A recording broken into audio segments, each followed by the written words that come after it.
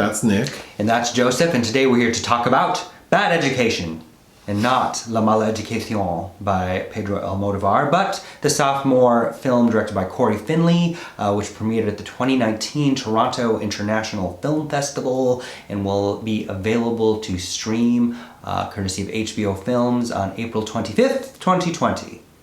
What is this director's first film? I have not seen it. It's a 2017 title called Thoroughbreds that premiered at Sundance. Okay. But I've heard that was good. So this film is based on the true story of a Frank Tassone, who was the superintendent of schools for the Roslyn School District in Long Island. And he was involved in the single most largest case of embezzlement against the public school system. In the public school system, yes. That's a tongue twister. In 2002. 2002. So the film stars Hugh Jackman as Frank Tassone, Allison Janney as Pam Gluckin, who's his assistant, basically. And the two of them are just stealing money left and right. So the film opens with, which is important, it opens with him getting prepared to receive or give a speech regarding his accomplishments. Yeah, he's introduced by his boss, Ray Romano. Who's like the president of the school board. And his big accomplishment is he is building something called Skywalk, which is like a structure that it connects the school. And then we move to Frank starting his day at school, where a parent is confronting him about her son not being given an opportunity, and Frank handles it very well. So it's very clear that Frank is great at his job. He's a great educator. Then a student comes in, played by Geraldine Viswanathan from Blockers. So she's a student who's part of the school newspaper, and she wants to ask him a few questions about the Skywalk.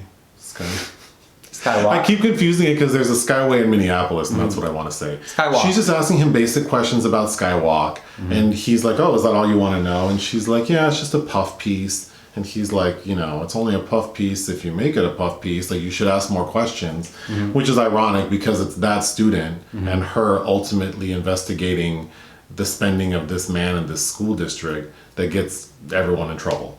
And speaking of puff pieces.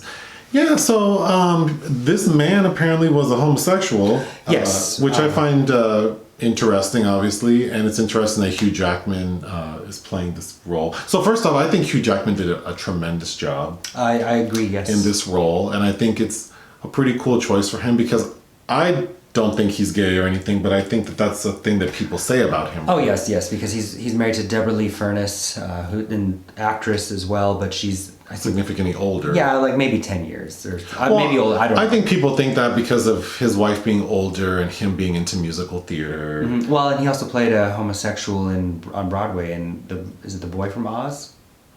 I don't know. Anyway, I know that it's a rumor about him, and I think it's pretty cool that he took this role knowing that it'll probably add fuel to the fire.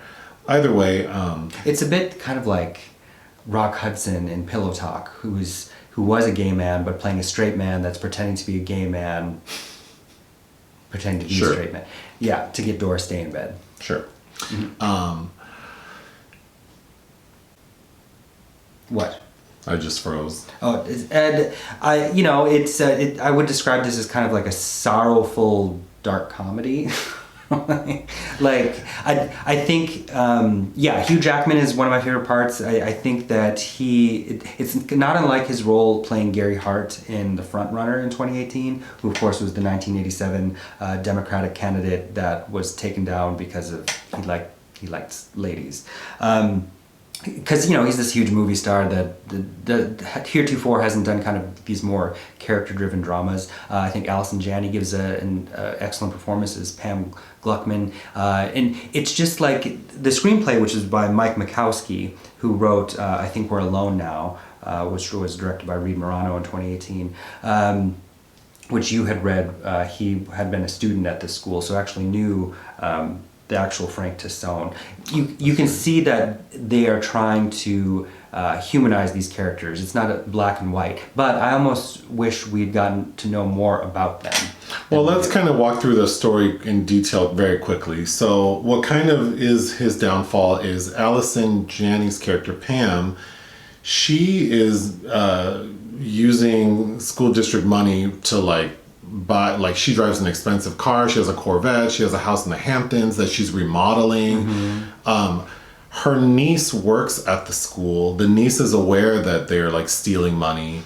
They're at a party at her house in the Hamptons, and she's asking her aunt, Pam, for money to buy a video game console. And she's like, oh, just put it on the school card. And so pretty flagrant. Yes, also, things are sloppy. Yeah. Her son is he's going to help remodel the house, and she says, oh, just go to Home Depot or wherever and buy all the supplies. So he spends a ton of money, and where he messes up is one of the Home Depot employees says, hey, you spent so much money, we can just deliver the stuff for free to your house. And this dum-dum's like, yeah, I'll do that. So of course it raises red flags. That very quickly escalates into the school board confronting Pam about the money issues.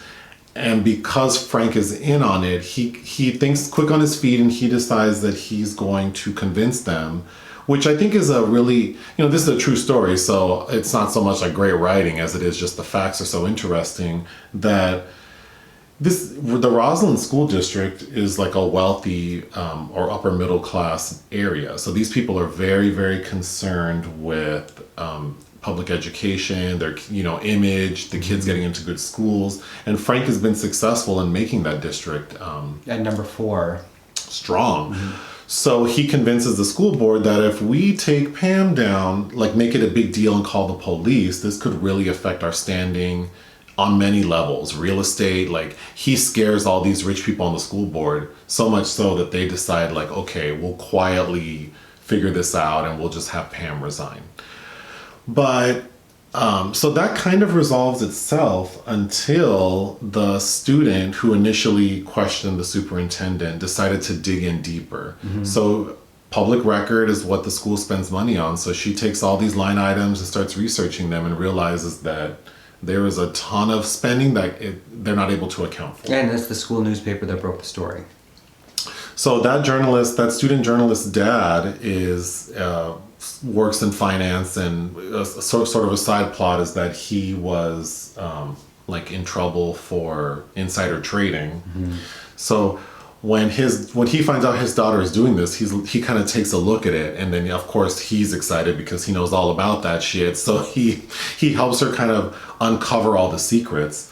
One of which is the school district is cutting a check for $800,000 a year to some consulting group that has an address, but when they call, they can't get an answer. So the student decides to go to the address, and she realizes that's where Frank, the superintendent, lives with his male domestic partner. So Frank's gay. Yeah.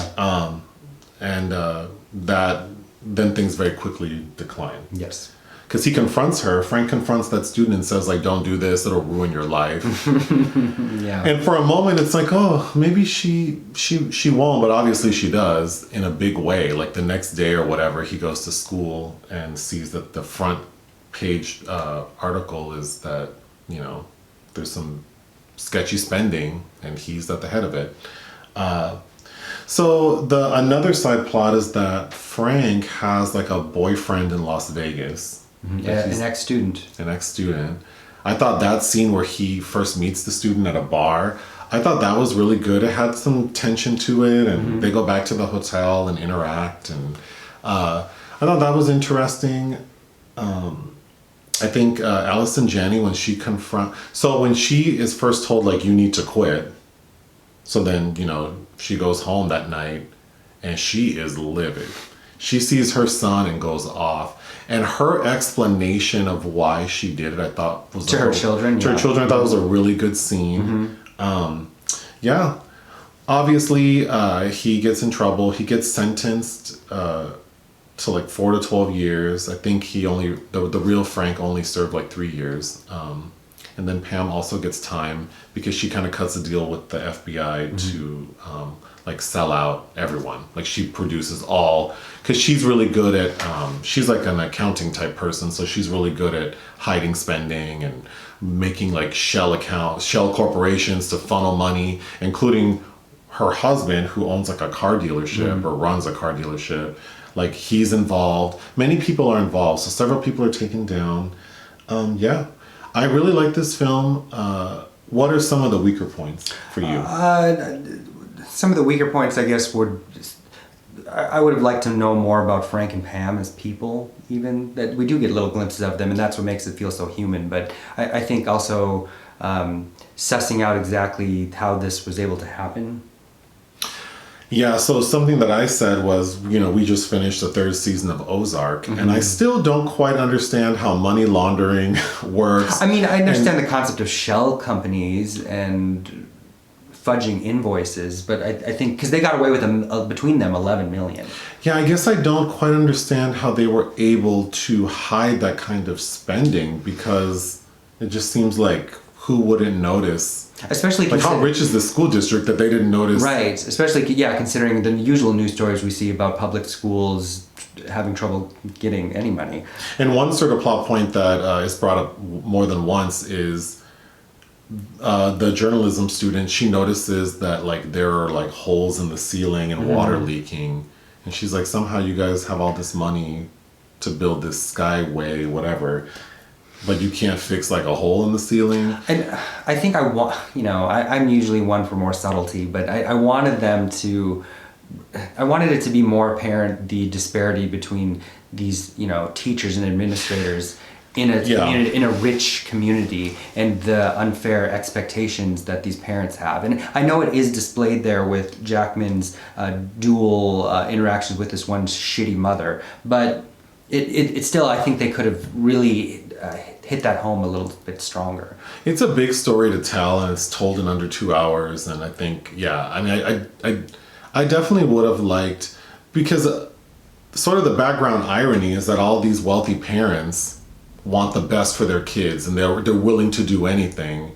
And then it's like, well, part of that was this man kind of doing all this shady shit on the side for his own benefit, but he produced results. And these parents, it's not until they realize that he's doing it that they're outraged. Right. It was, it's the usual thing about privilege looking the other way when it's easier to do so, like the Felicity Huffman, Lori Loughlin, all that. Well, and what he did was wrong, right? Like he shouldn't be allowed to steal money because he's doing a good job. But I think the irony is that, well, kind of what you said, like the contrast between like these people with so much money and such high expectations, but then they put all this pressure on other people to like I want you to make my kid the best.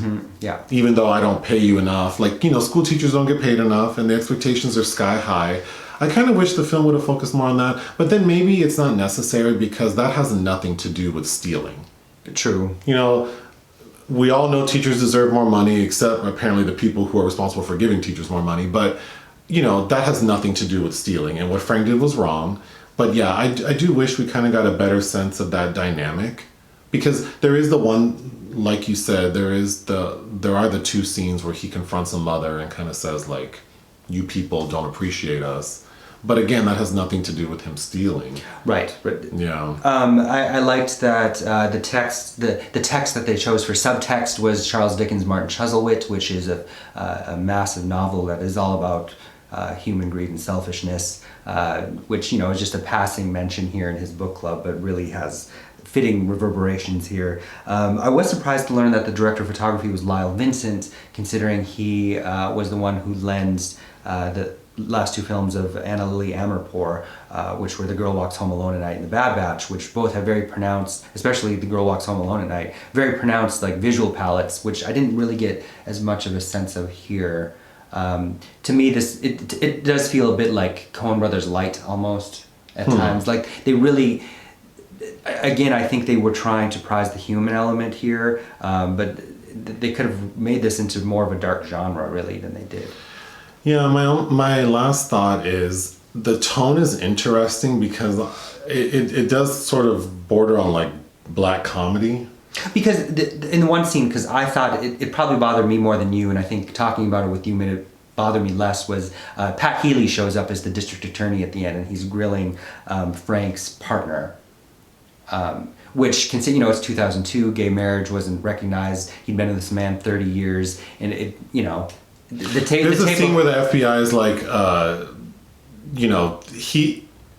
Frank's partner says, I'm not gonna like incriminate my spouse, and the agent is like, well, that's not really your spouse. And then he kind of shades him by saying like, well, all we know about Frank is that he had a picture of his ex, like his dead wife, which you would have seen at his desk. Which you would have seen had you gone to his office, and I don't know why you weren't at his office, because he paid you $800,000 a year to make pamphlets. Yeah. I think the storytelling is very effective in this film, I think it's a very interesting story that almost deserves like a mini series. Yeah. To really fully flesh out. But that being said, I would give this film 3.5 out of 5 stars. I agree. I think 3.5 is fair. Anything else? No. All right, bye. Bye.